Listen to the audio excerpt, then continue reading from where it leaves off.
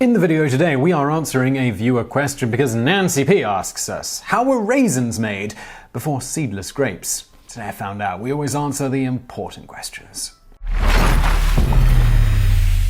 Leaving fruit to dry out in the sun is one of the oldest and earliest ways of preserving this variety of food. Our ancestors were the type to never waste anything edible, even if it sometimes passed its prime. Not only did dried fruit keep longer and take up less space than fresh fruit, it was also sweeter and, some would say, more flavorful. As the cultivation of grapes spread quickly throughout the ancient world, so did the popularity of raisins.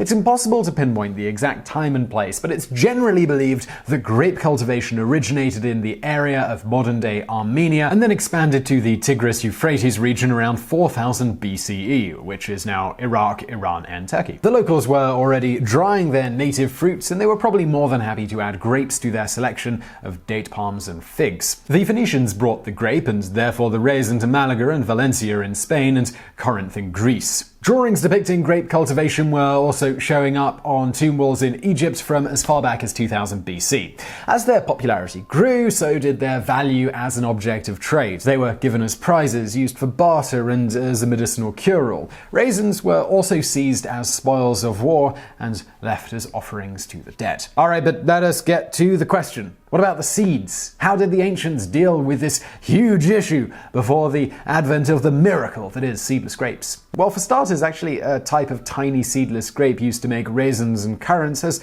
been around since at least 75 AD when Pliny the Elder wrote about them. This variety originated in Corinth in Greece, hence the name currant. Fast forward to 1836 and currants were the principal export from Greece. It was hugely popular in England, with the British using copious amounts in their cooking. However, by the early 1900s, the virtual Greek currant monopoly crashed and many a Greek farmer tried their luck in America. Of course, seeded varieties of grapes were also used to make raisins, as often seedless grapes were much more expensive. As such, varieties like Muscat grapes, which were the bumper crop in Malaga and Valencia, were hugely popular for making raisins. These grapes were big and fruity, with large seeds to match. So, how did people use these seeded grapes for raisins? Well, they simply popped the seeds out through the grape skin first. This had the side benefit and also drawback of bringing the fruit's sugary nectar to the surface during the process, making for a very sweet and exceptionally sticky raisin. As to the exact methods, as these sorts of raisins tended to transport poorly, people often did the popping and raisin making themselves to reduce expense. There were several methods employed to get that tedious job done. One method was to heat the grapes in water to plump them up and then soften the skin before cutting them open and de-seeding them by hand. Not exactly a fun job. As such, there were also kitchen gadgets for de-seeding grapes. For instance, one popular model worked by first having the cook feed the grapes into the hopper at the top of the device.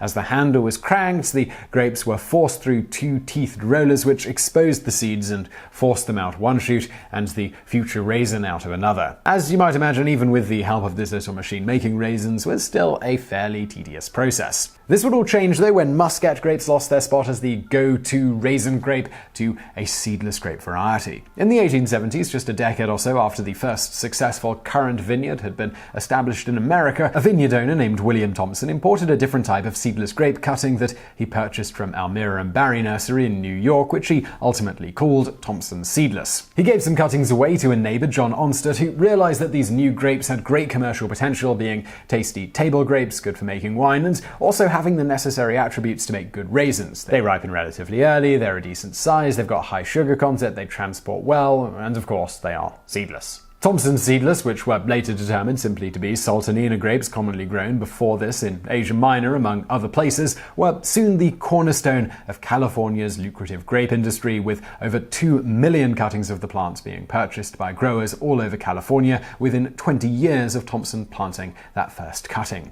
Today these grapes are used in over half the raisins produced globally, around 90% of which are grown in California. As a result of the Thompson variety popping up and being grown en masse, helping to make seedless grapes and raisins more affordable, today Muscat raisins are typically as hard to find in your local supermarket as rotary phones. But Muscats are still prized by some for being tastier raisins than any available seedless variety. Also, relatively recently, a seedless variety of Muscat has been developed, so it may soon enjoy a resurgence in popularity. I guess we'll see. And now for a bonus fact. The word raisin ultimately derives from the Latin racemus, meaning quite literally a cluster of grapes.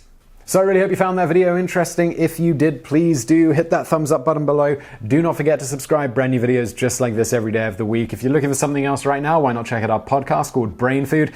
If you just search in Google for BrainFood as one word, it'll show up. You'll work out what to do from there. And as always, thank you for watching.